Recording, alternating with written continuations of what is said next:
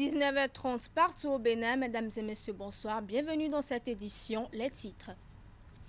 Bénin Investment Forum, qui a sa 6e édition, a été lancé ce jeudi à Cotonou.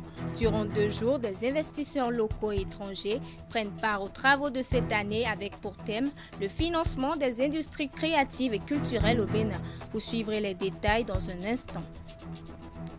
La clôture du Compact Énergie Bénin du Millennium Challenge Compte Bénin 2 a tenu un atelier de capitalisation de l'expérience de l'électrification en réseau. Les acteurs locaux du secteur de l'énergie ont tenu des échanges à Cotonou. Le compte rendu, c'est dans ce journal. Et nous ferons un tour à l'Okossa pour parler du génie national de l'entrepreneuriat au Bénin qui vise à mettre en lumière les étudiants de différentes écoles à travers leurs innovations. L'événement qui est à sa toute première édition va se dérouler sur le campus de l'Okossa. Voilà pour les titres, mesdames et messieurs. À nouveau, bonsoir. Le financement des industries créatives et culturelles, c'est la thématique abordée lors de la 6e édition du Bénin Investment Forum lancée ce jeudi à Cotonou. 2 jours durant, des investisseurs locaux et étrangers prennent part aux travaux de cette année dénommé le Paris du Bénin. Le compte rendu de la cérémonie officielle de lancement avec William Cliquant. Un parterre d'investisseurs se retrouve chaque année à cette occasion depuis 2018. Même lieu, même engagement et même enjeu pour l'économie béninoise. C'est la 6e édition du Bénin Invest Forum. Le thème de cette année, financement des industries créatives et culturelles au Bénin, a de quoi intéresser les investisseurs locaux comme ceux des précédentes éditions.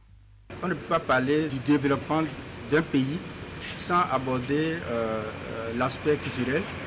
Et comme vous pouvez aussi le noter, quand on parle du développement industriel, ça va toujours avec le volet culturel. Parce que qui va investir dans un pays a en même temps aussi de l'autre côté le volet tourisme.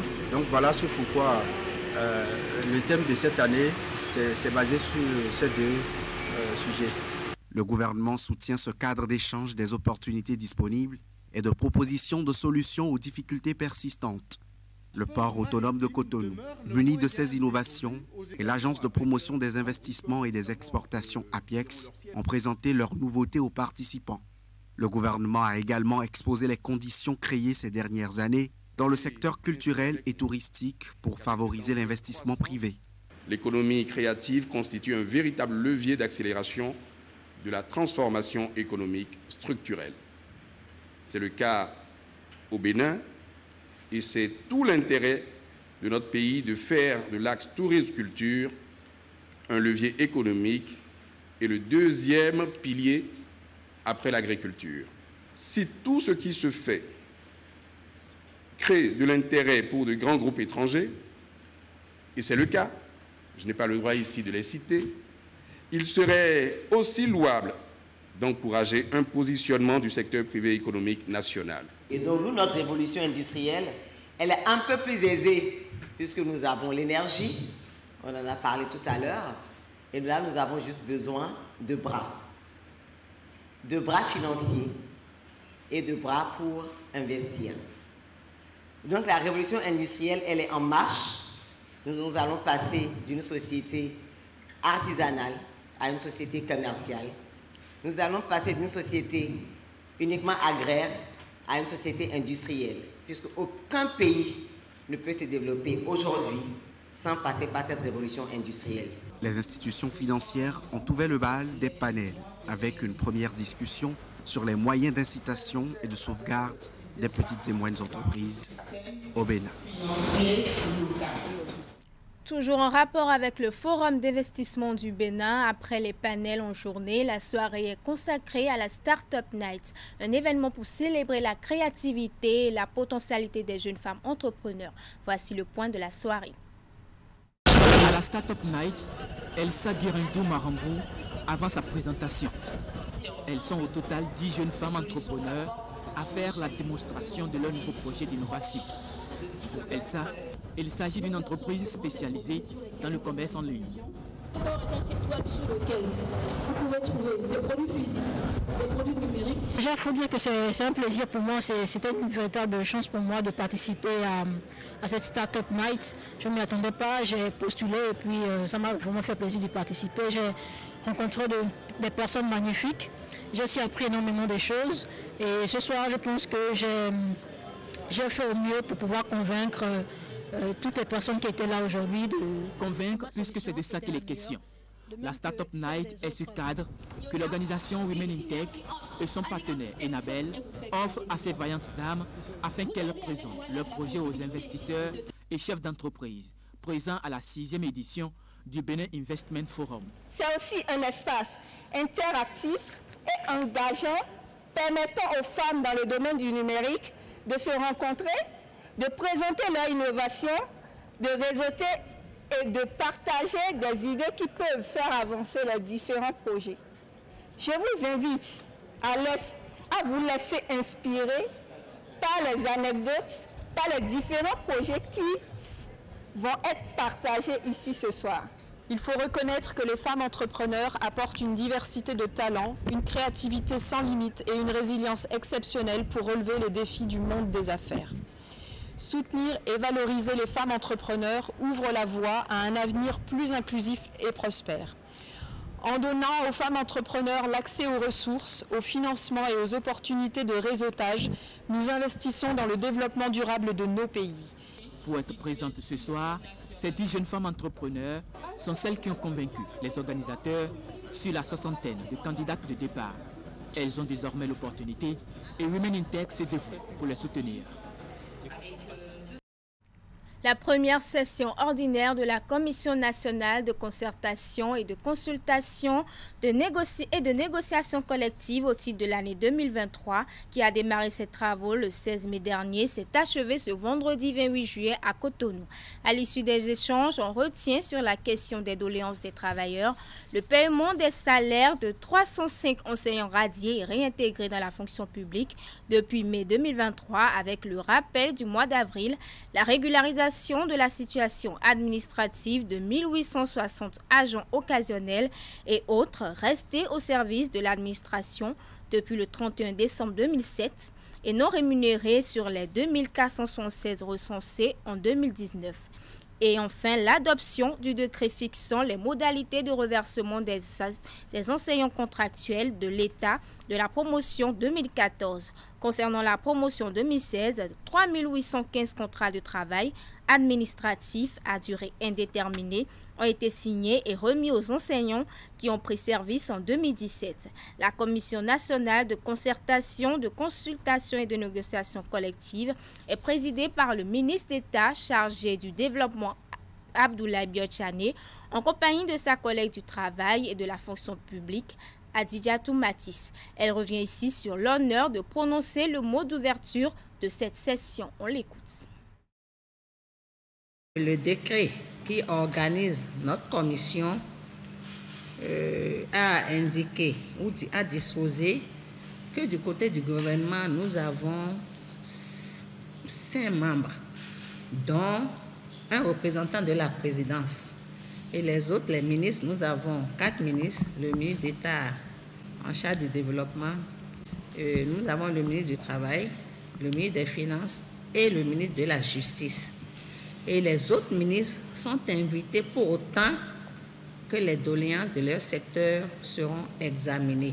Donc c'est ça qui fait que depuis un certain moment, nous n'avons plus beaucoup de ministres lors de nos sessions. Ce n'est pas une absence de leur part en tant que tel. Donc voilà, nous sommes là, au titre des permanents, nous sommes là.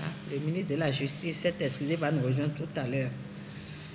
Et je voudrais également rappeler que nous avons fini d'examiner le point de satisfaction des doléances des sous-secteurs de l'éducation.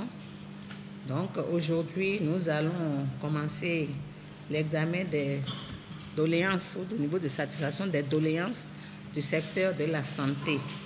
Le ministre est là. Nous allons poursuivre avec le ministre de l'économie et des finances qui est en dehors du territoire national. Et après, nous aurons le ministre du Travail, de la fonction publique, le ministre du Commerce, etc. Le Millennium Challenge Compte Bénin 2, dans la phase de clôture du Compact Énergie Bénin, a tenu un atelier de capitalisation de l'expérience de l'électrification hors réseau. L'atelier, qui a duré 2 jours, a réuni à Cotonou les acteurs locaux du secteur de l'énergie. Les travaux ont été clôturés ce jeudi 27 juillet 2023. Suivez ici le point de la cérémonie dans ce reportage de Francel Amoussou. Avec le projet Accès à l'électricité hors réseau de Millennium Challenge Compte Bénin 2, plus de 200 000 personnes sont impactées dans le milieu rural. Démarré depuis février 2018, le projet a connu son épilogue le 22 juin 2023. Aujourd'hui, les principaux acteurs du secteur de l'énergie, notamment le sous-secteur de l'électrification rurale au Bénin, qui ont participé à sa mise en œuvre, se sont regroupés pour capitaliser les expériences. Nous nous sommes tous engagés ici, acteurs du secteur, sur une voie salutaire que je tiens quand même à rappeler. Et je tiens notamment à remercier tout un chacun de vous ici. Au cours de cet atelier, les participants ont revisité tous les contours du projet. Du contexte à l'opérationnalisation, les réflexions sont menées sur le sujet. Les difficultés sont relevées et les acteurs se sont également partagés les expériences. Au bout de 48 heures, plusieurs recommandations sont faites à l'endroit des différentes institutions concernées. À l'endroit de l'ABEM, pour les prochaines fois, de procéder plutôt au lancement des appels d'offres sur des allotissements définis sur la base d'études préalables intégrant les autorisations environnementales et la sécurisation du foncier, tout en accordant de la liberté aux promoteurs de faire des propositions d'amélioration. À l'endroit spécifique de l'ARE, prendre les règlements techniques pour cadrer ou réguler les services marchands de l'électrification hors réseau. Pour la DGRE, assurer l'unification des bases SIG du secteur et le maintien à jour de la base SIG de référence. Le projet Facilité d'énergie propre hors réseau au CEF du MCA Bénin 2 vise à apporter l'électricité dans les zones isolées du Bénin non connectées au réseau conventionnel. Si sa mise en œuvre a connu assez de difficultés dues à la pandémie de Covid-19, il n'en demeure pas moins que le projet ambitionne l'électrification de 120 nouvelles localités. Le quotidien du service public La Nation organise la 2e édition de la rentrée thématique. Le thème retenu cette année est économie béninoise, piliers, dynamique et résilience. En prélude aux festivités, une conférence inaugurale a eu lieu en présence de plusieurs personnalités et les partenaires techniques et financiers à la salle de conférence du quotidien Florence Possa. L'économie béninoise, piliers, dynamique et résilience. C'est autour de cette thématique que les différents acteurs du quotidien du service public La Nation se sont penchés pour la 2e édition de leur rentrée journalistique. À travers cette thématique, le journal national se donne pour mission d'éveiller et d'éclairer la conscience publique. Le thème retenu cette année répond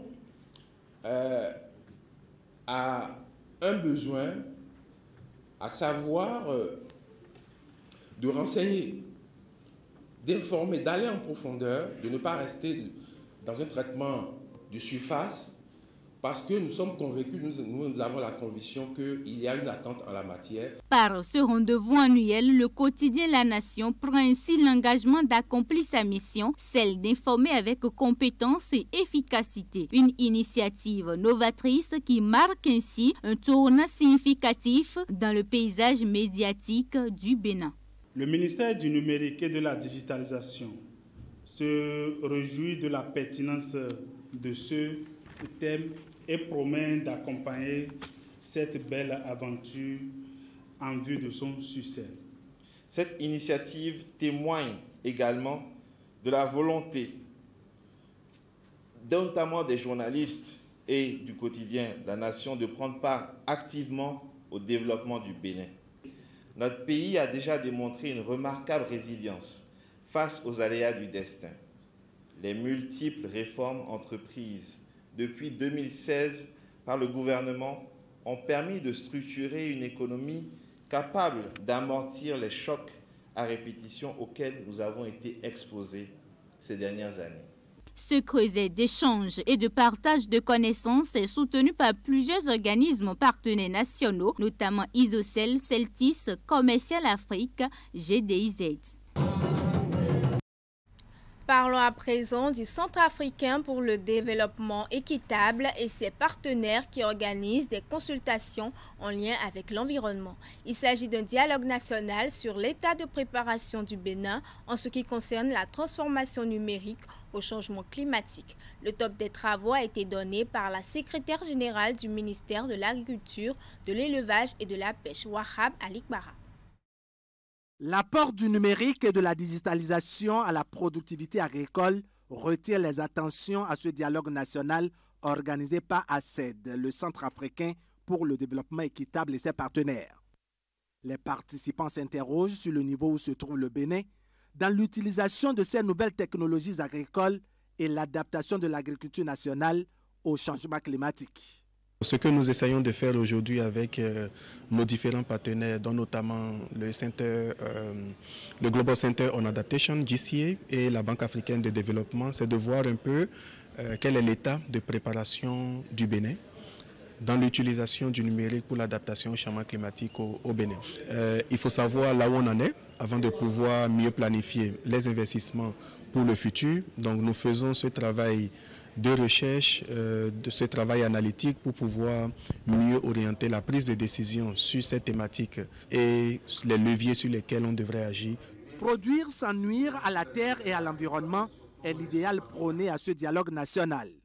Les partenaires financiers ont pris la mesure de la situation à l'image de la Banque africaine de développement dont l'appui à la résilience au changement climatique est bien conséquent. On parle de plusieurs milliards de francs CFA pour accompagner la transition et le volet climatique au niveau du port autonome de Cotonou. La partie béninoise elle-même a déjà fait de gros efforts dont les impacts sont censés jaillir sur l'espèce humaine et le couvert végétal. Nous sommes un pays parti à la Convention cadre des Nations Unies sur les changements climatiques et comme tous les pays partis, nous sommes engagés à élaborer également notre contribution déterminée au niveau national. Le Bénin récemment a élaboré et a mis en place et institutionnalisé le Conseil national de développement durable. On ne s'est pas arrêté là, il a été institutionnalisé dans tous les ministères sectoriels, la direction des services de l'information. Et c'est à ce titre que, au nom du ministre du cadre de vie, des transports, chargé du développement durable, je voudrais saluer cette initiative. Au Bénin, nous avons entamé un parcours pour évaluer notre préparation à cette transformation numérique de l'agriculture, à l'adaptation au changement climatique. Les travaux de profilage menés entre janvier et juin 2023 par le Centre africain pour le développement équitable fournit les premières informations. Aujourd'hui, nous sommes ici pour partager et discuter de ces résultats. C'est pourquoi je voudrais adresser mes remerciements à la BAD, à la CED et au GCA pour leur contribution à renforcer le e-agriculture au Bénin. Les actions respectueuses de l'environnement et les initiatives porteuses de solutions numériques agricoles constituent les grandes articulations de ce dialogue national. Les différents participants s'engagent à identifier les leviers à même de révéler le trio agriculture, numérique et adaptation au changement climatique. Nous allons à présent dans le département du Zou, plus précisément à Boïcon, qui dispose désormais du repli du Centre national de contrôle de la distribution de l'électricité, mais également d'un poste électrique. Les infrastructures sont réalisées dans le cadre du deuxième compact du Millennium Challenge et Compte. La mise en service officielle des ouvrages va contribuer à l'amélioration de la distribution de l'énergie électrique dans le pays, ainsi qu'à la modernisation du réseau électrique. Le point de la cérémonie d'inauguration avec Imet Hélène Amoussou. Le Bénin dispose désormais des instruments technologiques de pointe pour garantir aux consommateurs un approvisionnement régulier, sécurisé et fiable de l'énergie électrique. Les investissements ont été financés par le gouvernement des États-Unis d'Amérique à travers le Millennium Challenge Corporation. Il s'agit d'un ensemble d'ouvrages réalisés dans le cadre du deuxième compact du Millennium Challenge et compte. Ils sont répartis dans plusieurs localités, dont le centre du pays. C'est donc avec satisfaction et confiance que je vous rassure que toutes les dispositions ont été prises pour une bonne utilisation de ces équipements et surtout garantir leur durabilité par un plan de maintenance cohérent et efficace. Dorénavant, les perturbations et les interruptions observées sur le réseau électrique seront réduites. Près de 11 millions de Béninois auront un accès plus fiable à l'énergie. Les travaux entrepris incluent la construction et la réhabilitation de postes électriques, la mise à niveau de lignes électriques aériennes et souterraines, ainsi que la construction d'un centre national de contrôle de la distribution de l'électricité ultramoderne à Kassato avec un repli à Boycon. Les installations inaugurées vont contribuer à la modernisation et l'amélioration du système de distribution de l'électricité. Grâce aux infrastructures mises en place, environ 1000 MVA de capacité additionnelle de transformation ont été installés. Sur le site de la CEB, un poste source alimente en 20 kV les communes d'Aboumé, Boycon, Agbanizon, Djidja, Zogodomé, Kover, Zayanado et Runchi, et en 63 kV les localités de Pamian, Dassa, Glazoué, suivies d'une desserte de Savalou, Banté, Apasipira et Savé.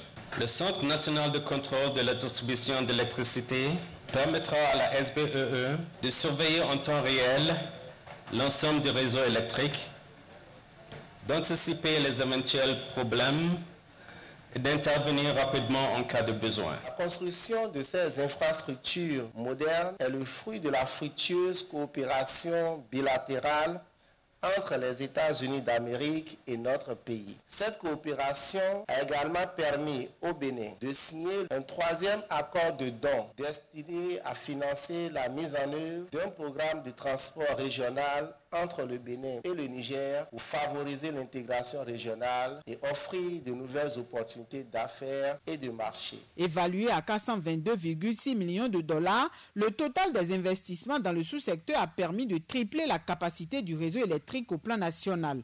En plus des ouvrages, le MCA Bénin 2 a également accompagné le gouvernement dans le processus de transaction et de sélection d'un promoteur indépendant d'électricité pour la construction et l'exploitation de 4 centrales solaires photovoltaïques, dont une érigée à Kwassagon dans la commune de Boycon. Une délégation de la Banque ouest-africaine de développement a effectué une descente sur le terrain, accompagnée des membres de la coordination du projet sédentarisation des troupeaux de ruminants. Les autorités sont allées s'enquérir de l'évolution des travaux d'installation des parcelles fourragères dans les localités de Tchéti et de Kmaoui en suivant. Plusieurs dizaines d'hectares aménagés dans plus d'une quarantaine de communes. Les domaines appartiennent généralement à des particuliers et sont destinés à la culture d'espèces de fourrage pouvant permettre de faire paître les troupeaux et de réduire leur mobilité. L'installation des parcelles fourragères est l'une des options faites par les autorités en vue de trouver définitivement une solution à la transhumance et ses effets pervers. Quand on voit tout ce qu'il y a comme conflit engendré par l'accès aux ressources, c'est-à-dire aussi bien les agriculteurs que les éleveurs. Alors il faut bien que les éleveurs puissent avoir de quoi nourrir les animaux sur place pour qu'on puisse réduire au maximum, voire finir avec ces conflits entre agriculteurs et éleveurs. De 2021 à nos jours, au moins 800 hectares de parcelles fourragères sont déjà installés au profit d'au moins 300 éleveurs. Elles ont été réalisées dans le cadre de la mise en œuvre du projet de sédentarisation des troupeaux de ruminants financé par la Banque ouest-africaine de développement BOAD. Sur le terrain à Tchéti et à Kmaouian, les représentants du partenaire financier sont allés constater les avancées enregistrées. La randonnée a aussi été l'occasion pour la délégation accompagnée de l'équipe de coordination du procès d'échanger avec les bénéficiaires sur les difficultés auxquelles ils sont confrontés. Les résultats sont vraiment encourageants. Aujourd'hui, nous avons vu tout ce qui est mis en place en termes de culture fourragère. Les questions d'irrigation aussi sont adressées dans le cadre de nos financements. Le renforcement des capacités, Tout ça, c'est pour augmenter notre production et puis accompagner le développement de nos États. Bien sûr, nous allons continuer dans cette dynamique-là et puis d'autres pans encore seront pris en charge de telle sorte que les projets soient suffisamment autonomes. Et quand on est sur un projet comme celui-là, ça va être tout bénéfice aussi bien pour le bétail que pour les promoteurs et aussi en termes de production animale et végétale. Sur les sites parcourus, diverses espèces de fourrages sont cultivées, à savoir le mukuna, le panicum, le pois d'Angole et le marafalfa. Quant aux doléances formulées par les bénéficiaires, la délégation a promis rendre compte acquis de droit afin que des solutions adéquates soient trouvées. 13e édition de la journée de l'artisan béninois à Boycon. Les petits plats ont été mis dans les grands afin de donner un cachet spécial à la célébration. Les festivités organisées par le collectif des artisans de Boycon ont connu la participation d'un plus grand nombre de la communauté des artisans de la ville Carrefour. Reportage. Les réjouissances ici s'inscrivent dans le cadre de la célébration du 22 juillet. La journée au Bénin est dédiée à ceux et celles qui exercent un métier d'art manuel. Elle est souvent l'occasion de les mettre en lumière, mais également de réfléchir à l'amélioration de leurs conditions de vie et de travail. À Boycon, cette année, un cachet spécial a été donné à l'événement. Pour une organisation de cette envergure, qu'il faut en réalité mettre beaucoup de temps pour sa préparation. C'est une démonstration forte des artisans de la commune de Boycon qui ont su mesurer l'enjeu de cette fête. Pour les festivités, un programme alléchant a été concocté. Les manifestations ont réuni les membres de différents groupements et associations d'artisans exerçant dans la ville Carrefour. Pour la première fois, le nouveau bureau élu du collectif des artisans de Boycon a été présenté. Tous sexe et toutes catégories confondues, ces acteurs ont été appelés à la culture de l'unité. J'ai vu sur les tissus que vous avez confectionnés que plus on est unis, c'est ça non, plus on est fort. Je vais juste souhaiter et demander à vous mes pères, mes mères, mes frères et sœurs, mes enfants ici présents, de ne pas lâcher comme l'a dit Adéoignon. Nous venons d'attraper le gros morceau, ne lâchons pas. Constatons avec grande joie l'importance que le secteur artisanal représente pour le développement de notre pays. Donc je n'ai pas autre choix quand les artisans me sollicitent que d'être à leur côté. Si nous regardons ce que vous avez fait aujourd'hui, nous sommes convaincus que la minorité qui se met de côté, l'année prochaine sera à vos côtés pour que ça soit la fête des artisans de Boycon. Première activité organisée par ce bureau élu il y a 4 mois, les manifestations ont été meublées par divers tableaux artistiques. En plus de la distraction, l'assistance a aussi eu droit à des communications. Elles ont porté sur les diverses réformes opérées dans le secteur par le gouvernement. Tout en saluant l'exécutif pour les initiatives prises en leur faveur, ces acteurs ont également formulé des doléances dont la satisfaction va contribuer à l'évolution du secteur. Que l'État central fasse tout pour que la tenue de l'examen du certificat de qualification au métier soit une réalité, car beaucoup de nos apprenants abandonnent les centres. Aider les OPA à faire des voyages d'échange pour des innovations du secteur, spécialement pour la commune de Boycon. Depuis mercredi 22 mars 2023 à ce jour, plus de 52 OPA sont en train de subir une grande difficulté de non-accès aux locaux de la maison des artisans. Loin de leur cadre de travail habituel, ces artisans de Boycon ont festoyé. Ils ont surtout aussi pris de nouvelles résolutions pour leur bien-être et leur épanouissement. Je le disais en titre, l'Université nationale des sciences, technologies, ingénierie et mathématiques organise la première édition du génie national de l'entrepreneuriat au Bénin. L'objectif est de mettre en lumière les étudiants des différentes écoles de ce haut lieu de savoir à travers leurs innovations. L'événement qui va se dérouler sur le campus de Lokossa a été présenté lors d'une conférence de presse. Les détails avec Imet Hélène Amoussou.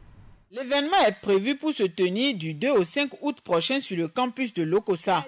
Le génie national de l'entrepreneuriat au Bénin, GENEB, est une initiative portée par l'Université nationale des sciences, technologies, ingénierie et mathématiques UNESTIM. Elle sera l'occasion de faire connaître au public les réalisations et résultats des recherches des acteurs des différentes écoles de ce haut lieu de savoir. Ces étudiants du génie, ils ont innové, mais personne ne le sait. Entre je sais faire il y a aussi un autre savoir, c'est faire savoir. Donc, ce que nous appelons Genève, c'est un événementiel incontournable dans la vie de toute institution, de toute université, si elle veut avancer, parce que en faisant rapprocher d'un côté ceux qui innovent, les inventeurs ou les innovateurs, et de l'autre côté les entreprises qui ont des besoins, qui ne sont pas satisfaits, vous créez l'événement. Notre challenge ne serait pas seulement comment donner la formation, ce qui permettra aux étudiants de devenir spécialistes, mais aussi comment faire pour que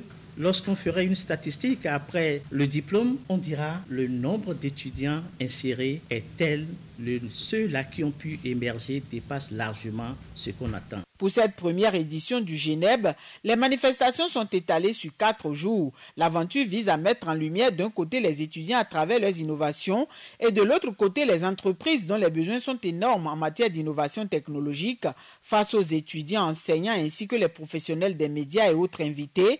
Les organisateurs sont revenus sur les raisons qui justifient l'organisation d'un tel événement. L'idée principale qui sous-tend la tenue de cette activité est de booster tant l'entrepreneuriat que l'insertion professionnelle. Nous avons du génie, mais ces génies sont en souffrance. Parce que nos révélés, ces génies sont en souffrance. Parce que les inventions dorment dans les tiroirs. C'est le moment où plus que jamais de les faire sortir, de les mettre au vu et au sûr de tout le monde pour que le public en soit informé. Donc nous sommes dans une droite ligne des actions du PAG2, surtout en ce qui concerne son pilier 2 et son as 5, qui dit qu'on doit restructurer l'éducation, donner plus de l'ampleur au développement scientifique, la formation professionnelle et promouvoir la recherche et l'innovation. En organisant le Genève, l'UNSTIM emboîte les pas. L'UNSTIM emboîte le pas aux universités de renom qui œuvrent pour le développement de leur pays en particulier et du monde en général. Ce rendez-vous d'échange s'inscrit dans le cadre des derniers réglages pour l'organisation de cette activité. Le thème retenu pour les manifestations est intitulé « Science et technologie au service des objectifs du développement durable ». Et ce sera tout pour ce journal. Mesdames et messieurs, merci pour votre attention. Bon week-end à chacun et à tous.